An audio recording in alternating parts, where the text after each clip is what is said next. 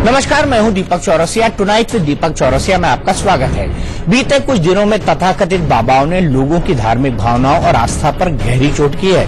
फिर चाहे वो डेरा सच्चा सौदा के राम रहीम हो या फिर माता की चौकी लगाने वाली सुखविंदर कौर उर्फ बब्बू, जो खुद को राधे मां कहती हैं।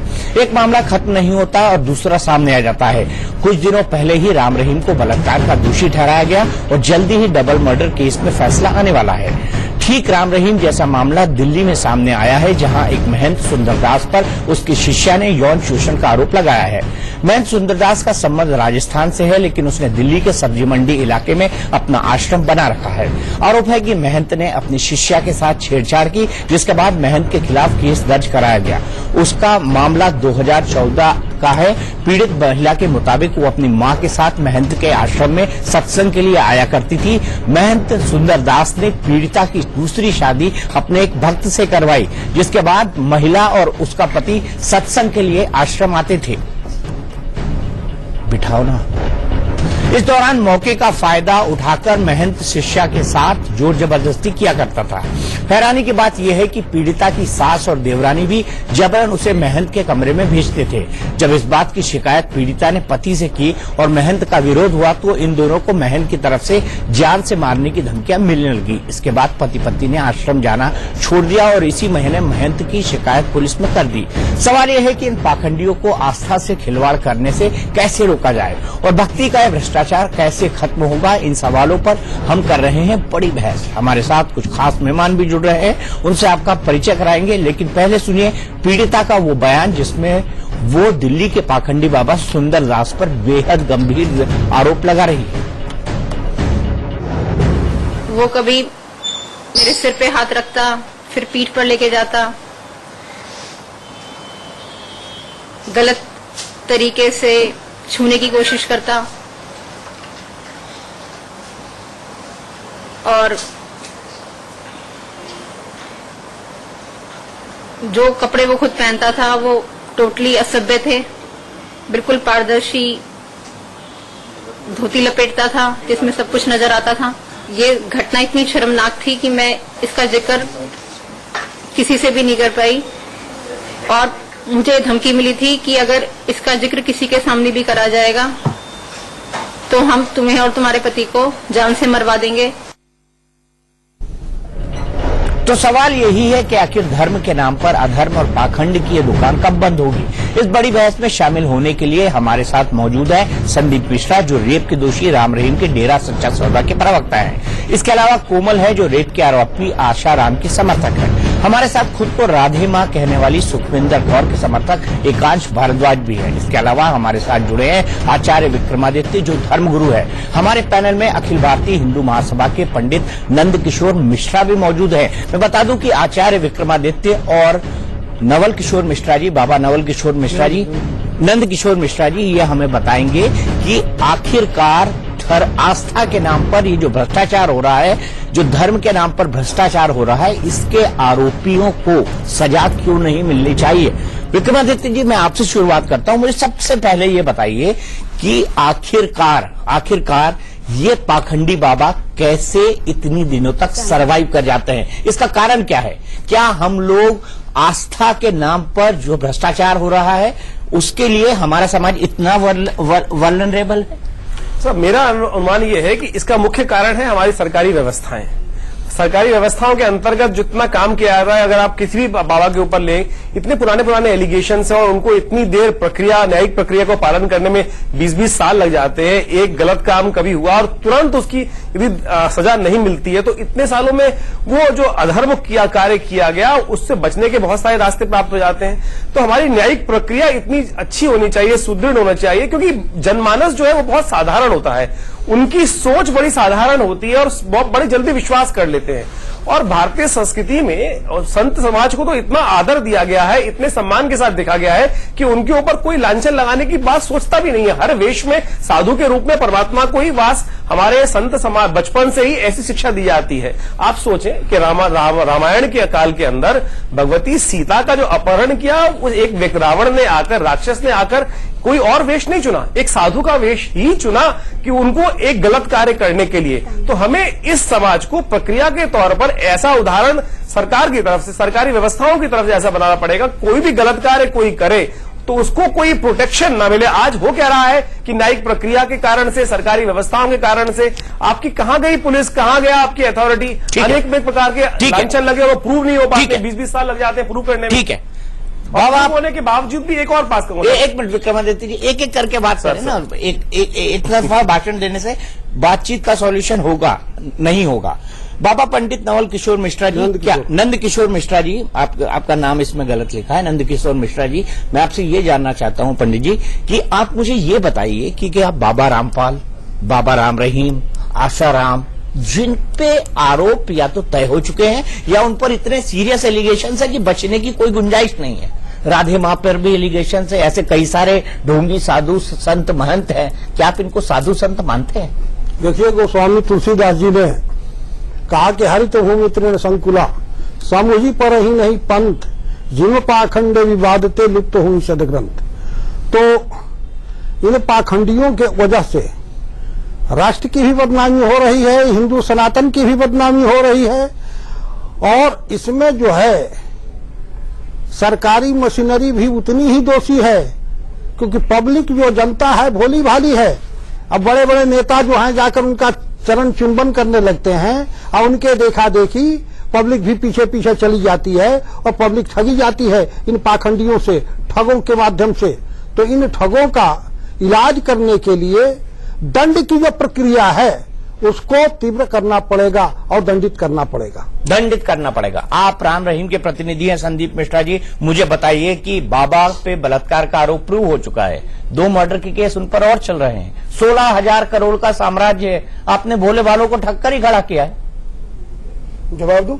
बिल्कुल। देखिए, नंदकिशोर मिश्रा जी ने बड़ी बढ़िया बात की और गोस्वामी तुलसीदास है, और जहां हिंदू धर्म कंकर कंकर में शंकर कहता है, गंगा को मां कहता है, पीपल को देवता मानता है, तुलसी मैया को भी वो अपने आप में देवी मानता है, ऐसे में किसी की आस्था कहाँ है, कैसे है, क्यों है, इस पे कौन होता है कोई आदमी सवाल खड़ा करने वाला। मैं एक बात साफ कर दूं और साफ ये करना चाहता हूं कि राम रहीम कोई सनातन धर्म के प्रतिनिधि नहीं है। उन्होंने सनातन, आपने सनातन धर्म की बात कही, आपने सनातन धर्म की बात, आपने सनातन धर्म कहा, सुन लीजिए, ठीक है, मैंने बिल्कुल, मैंने आस्था की बात कही है। मैं बता दूं कि राम रहीम इंसान अपना एक सेक्ट चलाते थे, अपना एक सेक्ट चलाते थे। जी बिल्कुल, मैंने तो आस्था की बात कही है और ये बात उद्धृत हुई है गोस्वामी तुलसीदास जी के माध्यम। अब तो गोस्वामी तुलसीदास को मत करिए ना, आप राम रहीम को मैं क्या करूंगा साहब, ये क्यों बता रहे हैं आप? हाँ, मैं तुलसीदास को नहीं मानूंगा, ये क्या बात हो गई? तुलसीदास जी हमारे भी आराध्य हैं और शायद मैं भी उन्हीं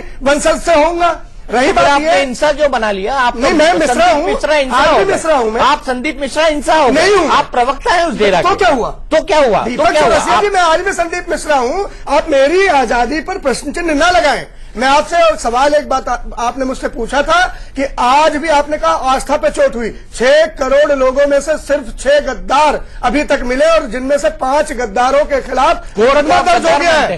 5 गद्दारों के खिलाफ मुकदमा दर्ज हो गया।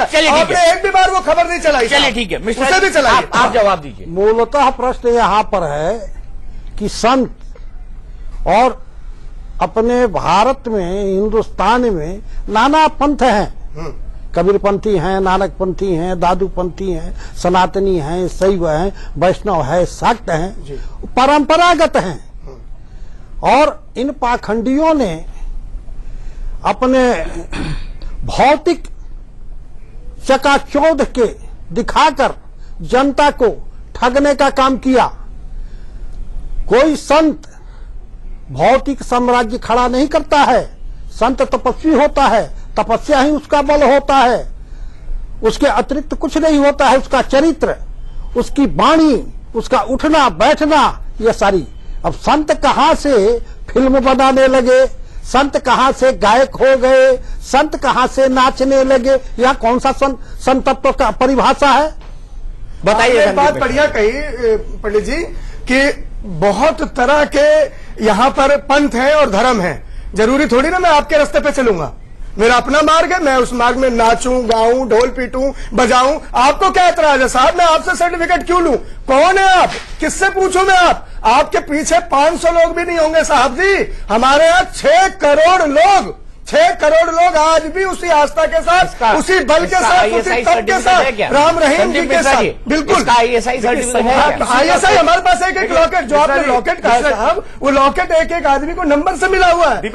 एक चीज क्रमांक है दीपक जी, कहीं भी कोई ऐसी काल ही काली हो, वहां मैं 6 करोड़ का भरोसा क्यों करूं? आपकी आस्था है, आप अपना करें। समस्या ये है कि संदीप जी 6 करोड़ लोग क्या किसी क्रिमिनल को भी बचा सकते हैं? ये तो यही हो गया कि कोई आतंकी को कोर्ट सजा सुना दे, उसके बाद कुछ लोग उसके समर्थन में आ जाएं और वो कहें देखो जी इस आतंकी के कितने समर्थक हैं, तो आप कहेंगे इसके समर्थक हैं तो वो निर्दोष है। क्या आपके पास 6 करोड़ फॉलोवर हो जाने से, आपके पास 6 करोड़ फॉलोवर हो जाने से वो साबित हो जाता है कि वो निर्दोष है? एकांश मिश्रा जी कहते हैं, एकांश भारद्वाज कहते हैं अपने आप को कि ये राधे माँ के समर्थक है, लेकिन इन्होंने पॉइंट वैलिड उठाया कि अगर कोर्ट कह दे तो राधे माँ को बचाने आए, फंसाने आए भैया, फंसा दे। मेरा क्या जा रहा है?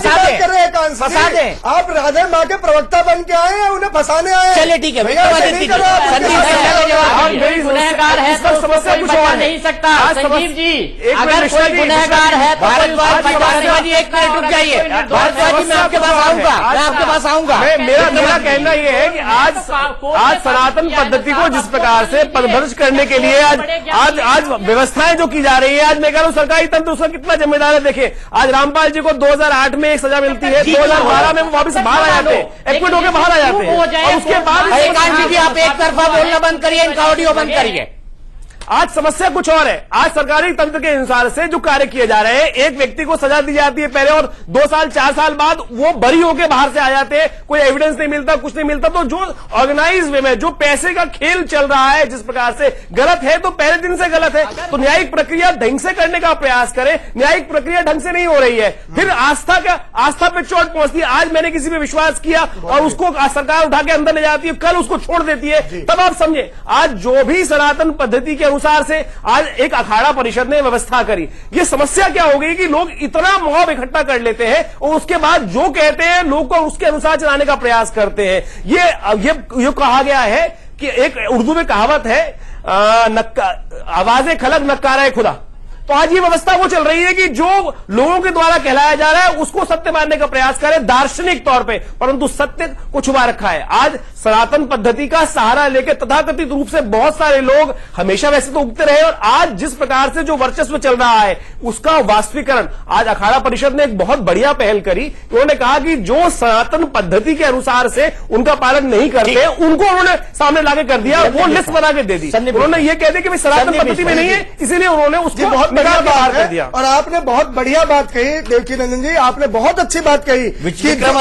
विक्रमादित्य जी जो न्याय नहीं मिलता, आरुषि जी के साथ, आरुषि के परिजनों के साथ क्या हुआ? उस मासूम बच्ची के गुनहगार उसके माँ बाप को बना दिया गया, और न सिर्फ गुनहगार बनाया गया, उनके 9 साल छीन लिए गए। ये वही सीबीआई थी, AK बंसल का केस पड़पड़गंज का है साहब, जिन्होंने 7 पन्नों का सुसाइड नोट लिखा कि मेरी बेटी को और मेरी पत्नी का कत्ल सीबीआई ने किया। उसके बाद क्या हुआ? संत आसाराम बापू जी कि 10 ऐसे ITI लगाई है कि उस लड़की का जो जिसकी वजह से वो गए उसका डेट ऑफ बर्थ दे दो। दीपक जी आपकी तो बहुत चलती है सरकार में भी, वो डेट ऑफ बर्थ वाली निकलवा दीजिए आप। आज तक डेट ऑफ बर्थ नहीं मिली है। देश में क्या न्याय होगा, क्या न्याय होगा? ये संतों हिंदुओं को फंसाने की एक साजिश है, और हिंदू आज वही रह गए हैं। ये राम रहीम आप हिंदू आप हिंदू होंगे, राम रहीम हिंदू नहीं है, राम रहीम हिंदू नहीं है, राम रहीम हिंदू नहीं है, राम रहीम हिंदू नहीं है, राम रहीम हिंदू नहीं है, वो हिंदू धर्म को मानता नहीं है। और सारा का सारा कह दिया नहीं हिंदू, मेरा और मानना आप है अपने आप को कहते हैं हिंदू नहीं है। कौन कह रहा नहीं है? मैं तो कह रहा हूँ आपको इंसान की तरह बात करना मैं इंसान होने के पहले आप कह रहे हैं, पहले आप कह रहे हैं, एक मिनट विक्रमादित्य जी, मैं एक ब्रेक लेता हूँ, लेकिन संदीप मिश्रा जी ये समझ जाइए कि राम रहीम के नाम पर हिंदू धर्म की आड़ मत लीजिए, सनातन धर्म की आड़ मत लीजिए, सनातन धर्म की आड़ मत लीजिए। और अगर आप राम रहीम जैसे आदमी को, अगर आप रहीम जैसे बलात्कारी को सपोर्ट करते हैं, इंसानियत के धर्म की आड़ की जरूरत है। मुझे अरे छोड़िए, ये इंसानियत का धर्म है, ये इंसानियत की धर्म है कि अपने साध्वियों को रखो, ये इंसानियत का धर्म है, ये इंसानियत का धर्म है। अरे छोड़िए, आप एक केस ले रहे हैं, आप फेक केस ले रहे हैं, आप उनको वही संदेह CBI का लाभ झूठी देकर हुई छोड़ा है गया। साहब, और ये फिर झूठी होगी। ठीक ये है, ठीक सरकारी है, तौर जिस पर दिन आ सबको जाए, निकलेगा। जिस दिन आ जाए उस दिन जी, बात करूंगा। जी, संदीप बिल्कुल, मिश्रा। बिल्कुल। मैं इंतजार कर रहा हूं उसका। तब तक बाबा बलात्कारी है, आप कहिए, स्थापित मेरे लिए बलात्कारी पूछे है, हैं, मेरे और लिए आप बता दें, मेरे लिए आस्था के मंदिर है। आपके लिए आस्था का हाँ, मंदिर मेरे लिए है, आस्था के तो आप मंदिर भी है, मेरे सनातन मुस्लिम, धर्म मेरे की आड़ मत मेरे कीजिए। फकीर है। आप भी अपने आप को इंसान कही है। मैं एक फकीर 16,000 करोड़, एक फकीर 16,000 करोड़ रखता है, एक फकीर 16,000 करोड़ रखता 50,000 है, करोड़ भी रखे तो क्या बड़ी बात है एक फकीर 16,000 करोड़ रखता है। गलत क्या बात है? बात करते आप हैं सेवाएं आप? देखिए, पाखंड उनकी के नाम का मान्यता हद है, सेवाएं देखिए, पाखंड के नाम की हद है। लौकी ये आप बेच रहे हैं कह सकते हो 5 लाख इंसानियत रुपए में, देखिए जो लौकी बेच रहे हैं लोग, और वो कहते हैं कि वो एक इंसान नाम का सेक्ट चलाती है। 6 करोड़ लोग सवार हैं। मैं एक ब्रेक के लिए जा रहा हूं, लेकिन ब्रेक के बाद इस डिबेट को जारी रखूंगा, कोमल को जोड़ूंगा। हम आज बहस कर रहे हैं, यहाँ पे ब्रेक में भी बहस चलती रही, और बहस बड़ी मौजूद है। क्या धर्म के नाम पर भ्रष्टाचार, क्या आस्था के नाम पर भ्रष्टाचार होता रहेगा? क्या आस्था के साथ इसी तरह की खिलवाड़ होता रहेगा? आखिर क्यों? भक्ति का भ्रष्टाचार आखिर कब तक? यही सवाल उठा रहे हैं हम। और मुझे ये बताइए संदीप मिश्रा जी, आप तो हैं हिंदू जी। आप कह रहे हैं मैं प्राउड हिंदू हूं, और मैं आपको मानता हूं, आपको सनातनी मानता हूं, लेकिन आप एक बलात्कारी बाबा का समर्थन करते हैं जो कहता है न मैं हिंदू हूं न मुसलमान हूं, मैं एक इंसान हूं। यस, और इंसानियत के नाम पर शर्मसार करने वाले काम कोर्ट प्रूव कर देता है। आग लगवाता है देश में, दंगे करवाता है देश में। हाईकोर्ट की टिप्पणियों ने इस बात को कहा है। नहीं है कोई ऐसी टिप्पणी है साहब, अभी ऐसी टिप्पणी नहीं है दीपक जी। फिर आप उस दिन की तरह कहोगे कि मैं आपसे संदीप मिश्रा तर्क में हार गया। एक भी ऐसी टिप्पणी हाईकोर्ट की नहीं। मैं फिर आपसे चैलेंज कर दूंगा, आप प्रूव कर दो। आप नहीं कर पाएंगे मैं तो क्या वक्त प्रूव कर देगा सर? एक बार फिर डिबेट हारेगा। अच्छा, मैं आप क्या नहीं वक्त कर प्रूव पाएंगे। कर देगा कोई सर? ऐसा कोई वक्त ऐसी से टिप्पणी बड़ी कोई आप चीज नहीं होती है, मन की वक्त से टिप्पणी बड़ी मत कोई बनाइए। चीज नहीं होती है। दीपक जी, आप मन की टिप्पणी मत बनाइए। वक्त की अहमियत आप नहीं, मैं बता रहा हूँ समझ रहा हूँ, आपको। आप समय से बड़ा टिप्पणी कोई नहीं होता। करके मत बरगलाइए लोगों को। समय बहुत बलवान होगा, होता है लेकिन संदीप समय मिश्रा पहले जी। मत लाइए ना। समय आ चुका है, अब आ चुका है। आसाराम के लिए भी आ गया है। नहीं, ये कहाँ देखिए क्या ना, आया? वो शराब तरस रहे। बेचने वाला आदमी क्या? साधु बन गया, तो क्या हो गया? करोड़ों की चाय दंपत्ति। बेचने वाला प्रधानमंत्री बन गया। हाँ, तो क्या दिक्कत है? तो इसमें ये क्या दिक्कत डेमोक्रेसी है। मैं कोई बता संत रहा हूँ ना, वाल्मीकि जी मैं कैसे बता रहा संत हूँ। बन गए? हाँ, वाल्मीकि जी कैसे संत बन गए ना, साहब? तो आप ठीक है, उन्हीं का एग्जाम्पल लीजिए। आप उनका एग्जाम्पल लीजिए, आप उनका एग्जाम्पल लीजिए, आप उनका एग्जाम्पल लीजिए, आप उनका आपने सही कहा, जाति रहे भावना जैसी। आपने आपने सही कहा, जाति रहे भावना जैसी। आपने सही कहा, जाति रहे भावना जैसी। जिसके अंदर संतत्व है, तपश्चर्या है, वो संत है। अगर आप कोई पहले कुछ भी करते थे, उसे एसी कमरों में आप जहां लेक्चर दे रहे हैं आपके साथ, वहां पर सूरज की तपिश नहीं है। एसी कमरों में आप बैठ के तपश वहां पे वो संत महात्माओं की बातें कर रहे हैं। आप कोशिश ये करें, एक संदेश आप मौखिक संदेश दे रहे हैं उस प्रकार का, परंतु जो वातावरण बना रहे हैं वो एक अय्याशी का और इस प्रकार का। मुझे वो बताइए, संतत्व होते हुए संतत्व की बात करते हुए कहां से बात आ जाती है कि आपकी गणिकाएं आपके साथ घूम रही है? गणिका बात करने का प्रयास करते कि आप बता रहे हैं चलेगा, कैसे चलेगा? आपके अनुसार भी नहीं चलेगा। मेरा संदीप मन मिश्रा जी, आपके अनुसार भी इसका चलेगा। महीना जो है, एक मिनट हमारे सामने, हमारे साथ एक मिनट। संदीप पंडित नंद किशोर मिश्रा जी हैं, पंडित जी को सम्मान देना चाहिए, वो कुछ कहना चाहते हैं। बोलिए पंडित जी। आप जो दोनों आदमी की चर्चा चल रही है, जी साहब, प्रत्यक्षम किम प्रमाणम। योगी आदित्यनाथ उत्तर प्रदेश के मुख्यमंत्री बने और मंत्री बनते ही सारे एसी को हटा दिया। तो साधन उपलब्धता के बाद भी परित्याग करना यही संतत्व है। यो मुख्यमंत्री बनना भी साधन लेना ही है साहब। क्या है मुख्यमंत्री बने? आप ये सुनिए, आप ये सुनिए, अगर आप मंदिर उदाहरण लेके चले कि परमात्मा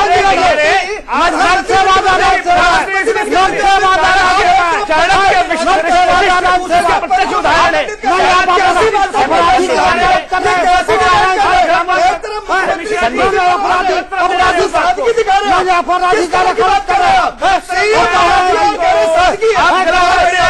अगर सीएम आती है तो मुझे पीएम देखिए, मछली में दाम मत लगाइए, मछली में दाम मत लगाइए, अपने तर्क बताइए जो कहना है। बढ़िया विक्रमादित्य जी ने कहा था तपस्या करके तपस्या ही है, तपस्या ही है। सीएम क्यों नहीं बनेंगे? किसने कह दिया?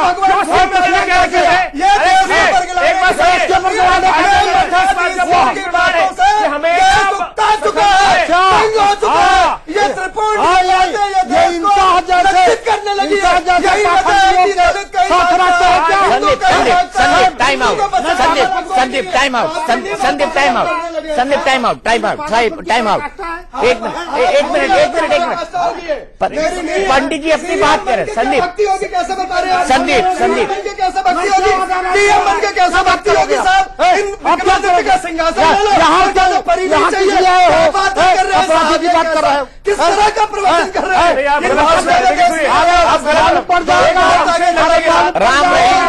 राम रहीम के भाषणों में भी देश अंत नहीं आने वाला है। गंगा से बहुत पानी बह गया मिश्रा जी, मुड़ के देखिए। मिश्रा आप हटा दीजिए, मिश्रा आप हटा दीजिए, मिश्रा आप हटा दीजिए, सम्मान दीजिए, हटा दीजिए, मिश्रा हटा दीजिए। 3 में पता नहीं 13 में है। मैं तो 3 का ब्राह्मण हूँ, बड़े उच्च कोटि का ब्राह्मण हूँ, अयोध्या का सरयू पहाड़ी ब्राह्मण हूँ। कौन हटवा सकता है मेरा? साहब को हमने तो शादी का रास्ता कराया। राम रहीम करा दो। वाह वाह वाह, ठीक है, एक मिनट विक्रमादित्य।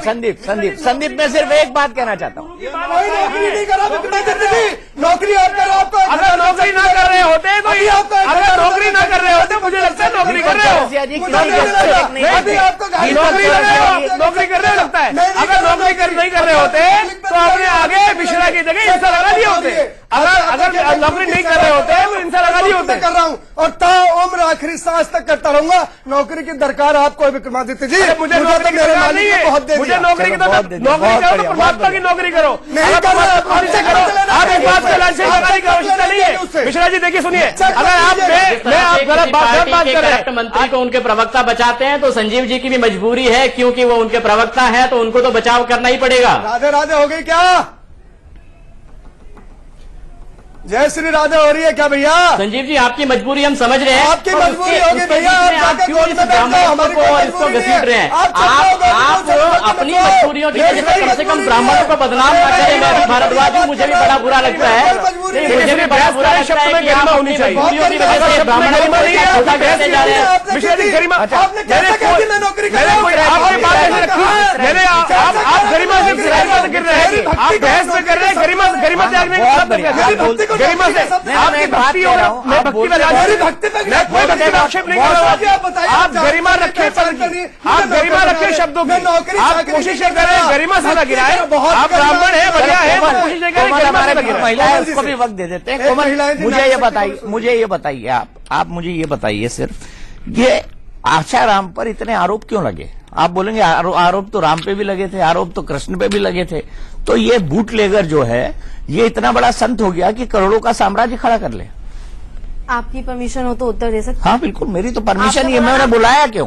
मैंने बुलाया क्यों आपको और संदीप को? मैंने बुलाया क्यों? बोलने के लिए। कुछ फिश मार्केट बनी हुई थी तो मैं बीच में बोलना जरूरी नहीं समझी। संदीप बोल दिया। फिर मैं बताना चाहती हूँ, आपको बोल दिया मच्छी बाजार। आपकी तरफ कि मेरी तरफ इशारा नहीं था। मैं जो करता हूँ वो मुझे पता है, वो मुझे पता है। और मैं नौकरी कर रहा हूँ, आप भी नौकरी कर रहे हैं, मान लीजिए, छोड़ दीजिए। मैं नहीं कर रहा नौकरी। चलो चलिए आप उत्तर देते उससे हैं। पहले आप कितने दिन से राम रहीम इंसा को जानते थे? बहुत दिन से। मैं अगर बोल दिया ना तो दिक्कत हो जाएगी। दिक्कत हो जाएगी। नहीं दिक्कत कीजिए मेरे को। मैं कह रहा हूँ आप दिक्कत कीजिए। 2009 में दिक्कत हो जाएगी। मैं नहीं होगी दिक्कत दीपक जी।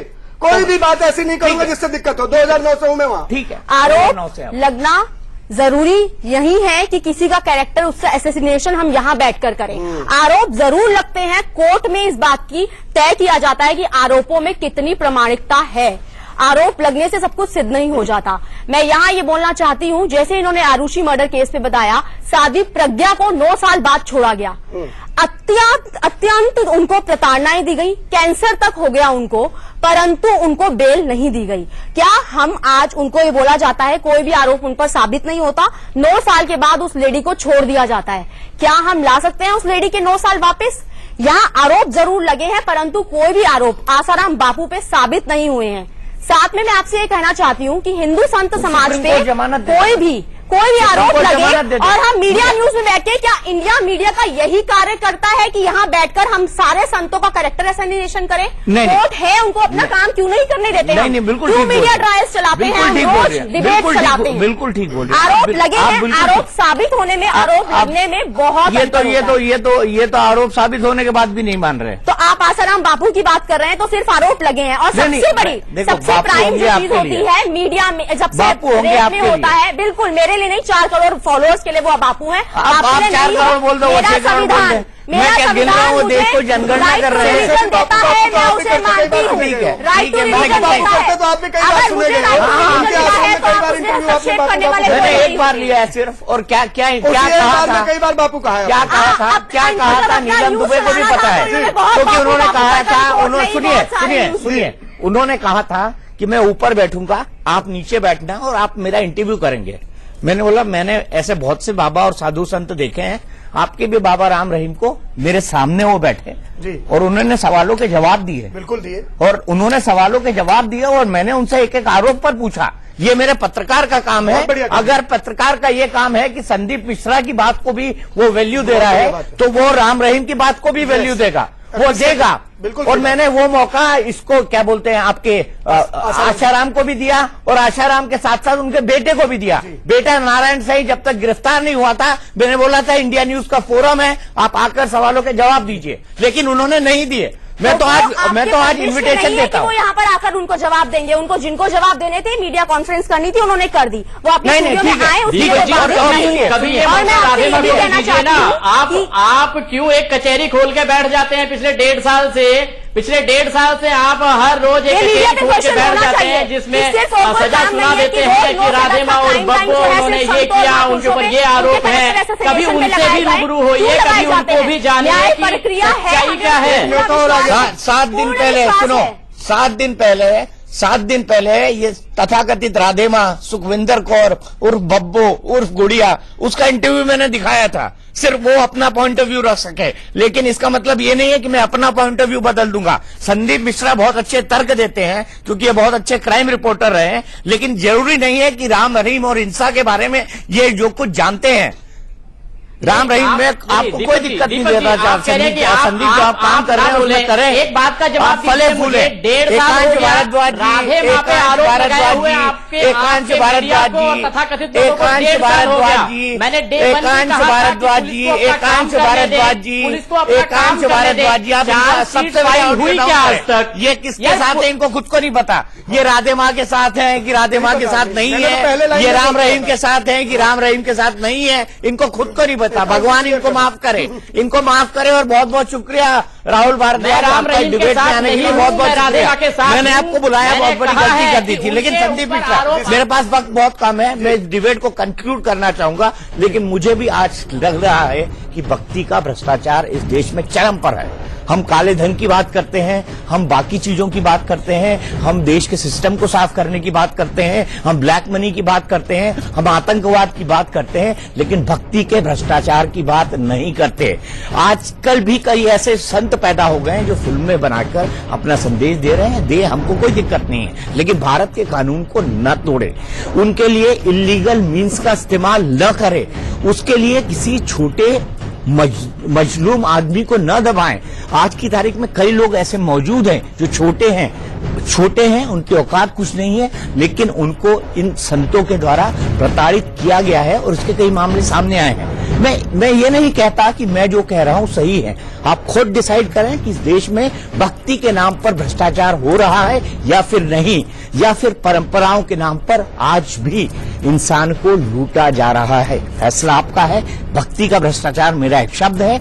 आप सोचिए कि क्या वाकई इस देश के अंदर भक्ति का भ्रष्टाचार होता है। टुनाइट विद दीपक चौरसिया का भी है, भ्रष्टाचार नेताओं का भी है, और बहुत ऐसे पत्रकार हैं जिन्होंने भ्रष्टाचार से अकूत धन संपदा भी बनाई है। इस पर भी कभी डिबेट करेंगे दीपक जी, और उन पत्रकारों को भी कटघरे में खड़े करो। सिर्फ बाबाओं को, हिंदुओं को, नेताओं को ही ना करें कृपया, ऐसे दागी पत्रकारों को भी यहाँ बिठाएं, ठीक है, उन पर भी हम बात करें, और पत्रकारिता का भ्रष्टाचार पर भी चर्चा करें एक दिन। नहीं, मैं तो भक्ति के भ्रष्टाचार की बात कर रहा हूं। पत्रकारिता में भ्रष्टाचार नहीं है क्या? संदीप भाई हमको जो करना होगा ना, मैं एडिटर हूं, तो कम से कम मैं तो अनुरोध कर रहा हूँ आपसे। आप अनुरोध करिए मैं अनुरोध कर ना, रहा हूं, अनुरोध मैं आपको करिए। आदेश नहीं दे रहा।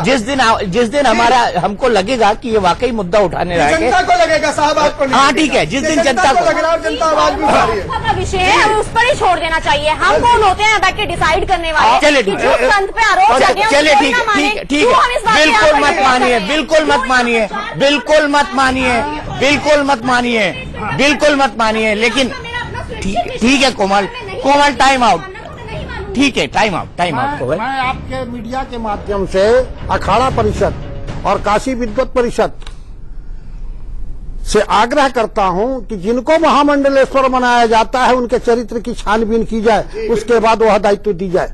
बिल्कुल, मैं मानता हूँ आपकी बात, मैं मानता हूँ, मैं बिल्कुल मानता हूँ आपकी बात, मैं बिल्कुल मानता हूँ आपकी बात। लेकिन अगर ये स्वागत योग्य है, अगर ये स्वागत योग्य है संदीप मिश्रा जी, तो अखाड़ा परिषद के उस बयान का भी स्वागत किया जाए जिसमें राम रहीम को एक फर्जी बाबा बताया गया। नहीं, हमारा उसमें नाम नहीं।